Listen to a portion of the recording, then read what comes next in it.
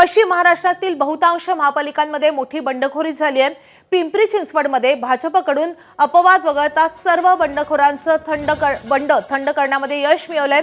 कोल्हापूर आणि इचलकरंजी महापालिकांमध्ये इच्छुकांची संख्या प्रचंड आहे आणि त्यामुळे बंडोबांना शांत करण्यासाठी सर्वच वरिष्ठ नेत्यांची दमछाक होतीये। तिकडे सांगली महापालिकेमध्ये उमेदवारी मागे घेण्यावरून जोरदार रस्सीखेच पाहायला मिळते। प्रभाग क्रमांक 13 मध्ये काँग्रेस आणि शरद पवारांच्या राष्ट्रवादीमध्ये पेच निर्माण झालाय।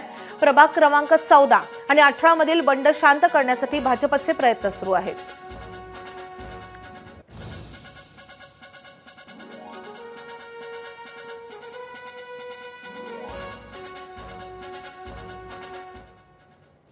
सुरुवातीला जाऊया पुण्यामध्ये सर्वच पक्षांना बंडखोरीचं ग्रहण लागलंय। आज अर्ज मागे घेण्याचा शेवटचा दिवस आहे, त्यामुळे कोण आपला अर्ज मागे घेणार याची उत्सुकता लागली आहे। या संदर्भातली माहिती देत आहेत आमचे प्रतिनिधी मिकी घई।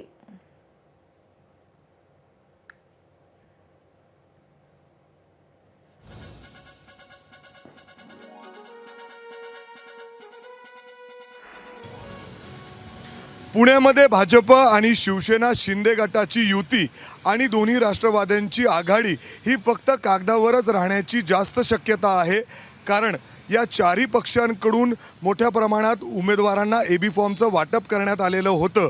त्याच्यामध्ये जर आपण बघितलं तर भाजपकडून सर्व 165 जागांवर एबी फॉर्मचं वाटप करण्यात आलेलं होतं, तर शिवसेना शिंदे गटाकडून जवळपास 150 जागांवर एबी फॉर्मचं वाटप करण्यात आलं, तर राष्ट्रवादी काँग्रेस अजित पवार पक्षाकडून जवळपास 157 जागांवर एबी फॉर्मचं वाटप करण्यात आलं आणि शरद पवार गटाकडून जवळपास 90 ठिकाणी एबी फॉर्मचं वाटप करण्यात आलेलं आहे। आणि आत्ता जर आपण बघितलं तर पक्ष पातळीवर हे एबी फॉर्म मागं घेण्यासाठी पक्षांतर्गत कुठल्याही प्रयत्न होताना या ठिकाणी दिसत नाहीत। कुठल्याही मोठ्या नेत्यांमध्ये या संदर्भात बातचीत होताना दिसत नाही। त्यामुळं जी लढत आहे ती युतीमध्ये प्रामुख्याने प्रभाग क्रमांक 23 मध्ये जे आहे माजी आमदार रवींद्र धंगेकरांचा जो मुलगा आहे प्रणव धंगेकर विरुद्ध भाजपचे माजी जे गटनेते आहेत गणेश बिडकर यांच्यामध्ये या ठिकाणी पाहायला मिळणार आहे आणि अशाच लढती अनेक ठिकाणी पुण्यामध्ये सध्या पाहायला मिळणार आहे।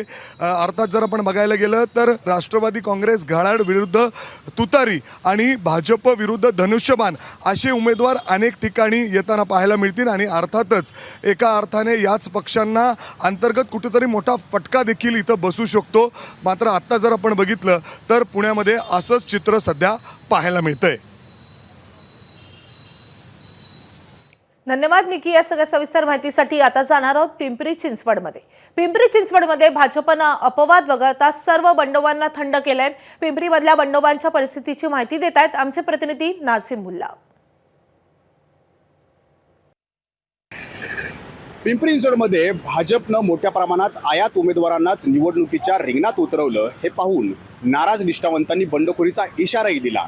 मात्र काही अपवाद वगळता सर्व ठिकाणचं बंड थंड करण्यात भाजपला यश आल्याचं पाहायला मिळतंय। तर दुसरीकडे दोन्ही राष्ट्रवादी काँग्रेसनं भाजपमधून नाराज झालेल्या उमेदवारांचीच वाट पाहिली, त्यामुळं त्यांच्याकडेही बंड उगारण्याचा प्रश्न उद्भवला नाही। तर तिसरीकडे शिंदे शिवसेना, ठाकरेंची शिवसेना, काँग्रेस आणि मनसे यांनी निम्मेही उमेदवार निवडणुकीच्या रिंगणात उतरवले नाहीत, त्यामुळं इथं बंडाचा प्रश्न उद्भवणारच नव्हता। धन्यवाद नाझीम या सगळ्या माहितीसाठी। आता जाऊयात कोल्हापूर आणि इचलकरंजी महानगरपालिका निवडणुकीत इच्छुकांची संख्या प्रचंड आहे, त्यामुळे सर्वच पक्षाच्या वरिष्ठ नेत्यांची दमछाक होतीये। उमेदवारी अर्ज मागे घेण्यासाठी अवघे काही तास शिल्लक आहेत आणि त्यामुळेच फोनाफोनी करून नेते बंडखोरांना शांत करण्याचा प्रयत्न करतायत। महानगरपालिका निवडणूक 10 वर्षांनी होत असल्यामुळे इच्छुक माघार घेतील की नाही याबद्दल शंका आहे। दोन्ही महापालिकांमधील स्थितीची माहिती देत आहेत आमचे प्रतिनिधी विजय केसरकर।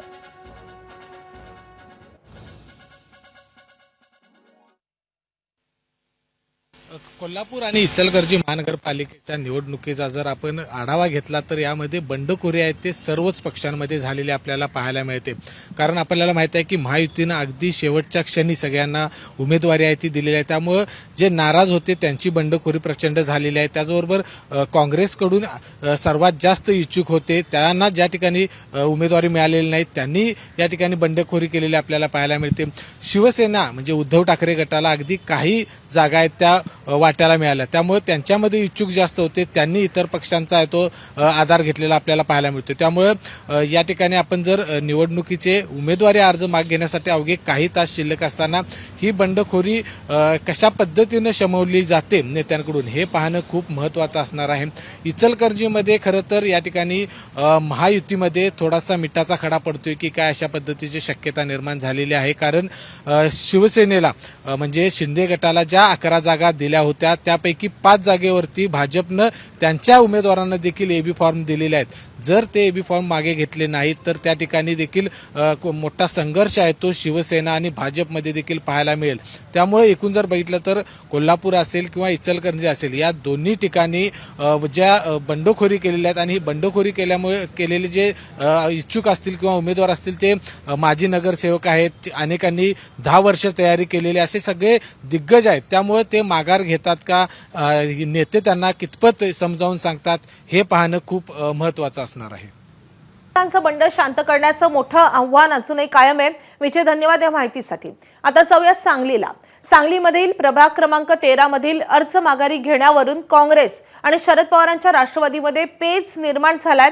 याबाबत खासदार विशाल पाटील या 2 उमेदवारांची बैठक घेत असून तासाभरात यातील एकाचा अर्ज मागे घेतला जाऊ शकतो. तर दुसरीकडे सांगलीमधल्या प्रभाग क्रमांक 14 मधून भाजपमधून उमेदवारी न मिळाल्यानं शिंदे सेनेत प्रवेश करून उमेदवारी अर्ज भरण्यात आलाय. त्यांची उमेदवारी मागे घेण्यासाठी भाजपकडून अप्रत्यक्ष प्रयत्न सुरू आहेत. या संदर्भातली अधिकची माहिती देत आहेत आमचे प्रतिनिधी कुलदीप माने.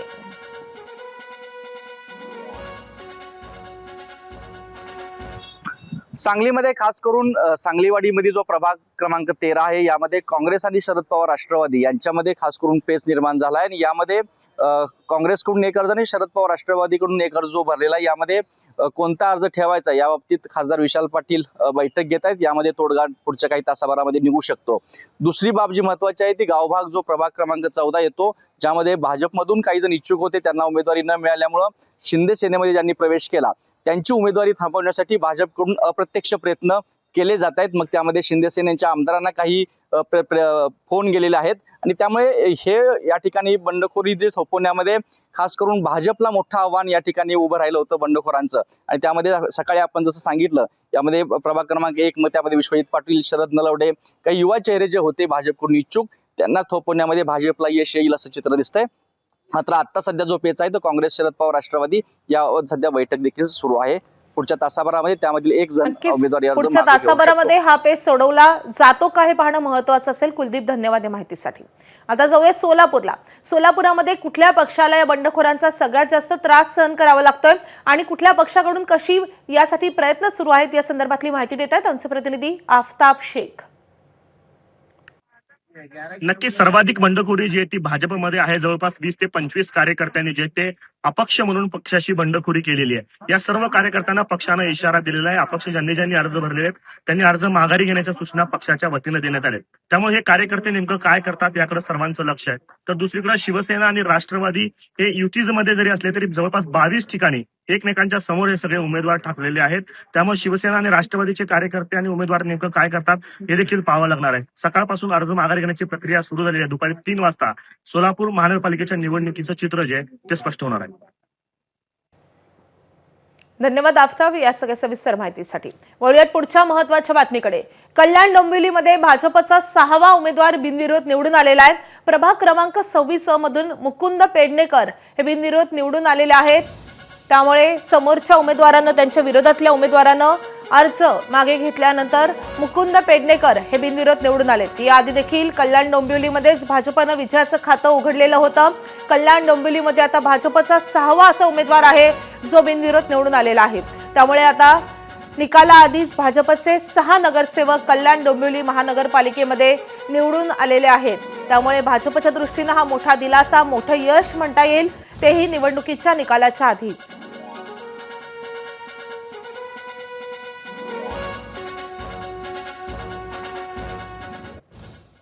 इकडे मुंबईमध्ये प्रभाग क्रमांक 21 मधून उद्धव बाळासाहेब ठाकरे पक्षाच्या सानिका मोर यांनी त्यांचा उमेदवारी अर्ज मागे घेतलाय।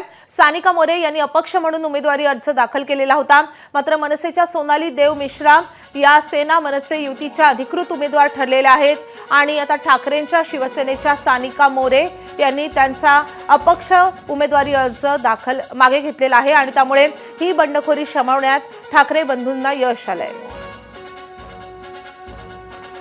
तर ठाकरे बंधूंसमोर मुंबईमध्ये अनेक ठिकाणी बंडखोरी झालेली होती, ती बंडखोरी शमवण्यासाठी प्रयत्न केले जात होते आणि आता या प्रयत्नांना यश येताना दिसतंय। मुंबईच्या अंधेरी पश्चिम मध्ये प्रभाग क्रमांक 67 मध्ये सेना आणि मनसेमध्ये तिढा निर्माण झालेला होता, मात्र आता तो तिढा सोडवण्यात यश मिळालेलं आहे। मनसेच्या उमेदवार या आता अधिकृत उमेदवार ठरलेल्या आहेत। मुंबईच्या प्रभाग क्रमांक 21 मधून उद्धव बाळासाहेब ठाकरे पक्षाच्या सानिका मोरे यांचा अर्ज मागे घेण्यात आलेला आहे। त्यांची मनधरणी करण्यात ठाकरेंच्या शिवसेनेला यश मिळालेलं आहे आणि मनसेच्या सोनाली देव मिश्रा या सेना मनसे युतीच्या अधिकृत उमेदवार म्हणून जाहीर करण्यात आलेले आहेत किंवा त्यावर आता शिक्कामोर्तब झालेला आहे। सानिका मोरे यांनी त्यांचा अर्ज मागे घेतलेला आहे, त्यांचं बंड त्यांनी आता मागे घेतलेलं आहे। तिकडे मुंबईच्या अंधेरी पश्चिमच्या प्रभाग क्रमांक 67 मधील सेना मनसेचा तिढाही सुटलेला आहे। अंधेरीच्या प्रभाग क्रमांक 67 मधून मनसेचे कुशल धुरी हेच अधिकृत उमेदवार असणार यावर शिक्कामोर्तब झालंय, कारण ठाकरेंच्या शिवसेनेचे शरद जाधव यांनी त्यांचा उमेदवारी अर्ज मागे घेतलेला आहे। त्यामुळे शरद जाधव यांची मनधरणी करण्यात ठाकरेंच्या शिवसेनेला यश आलेलं आहे आणि त्यामुळे हे बंड शांत झाल्यामुळे आता मनसेचे उमेदवार कुशल धुरी हेच अधिकृत उमेदवार असणार आहेत आणि त्यामुळे हा तिढा सोडवण्यात दोन्ही ठाकरे बंधूंना यश आलंय। एबीपी माझा, उघडा डोळे बघा नीट।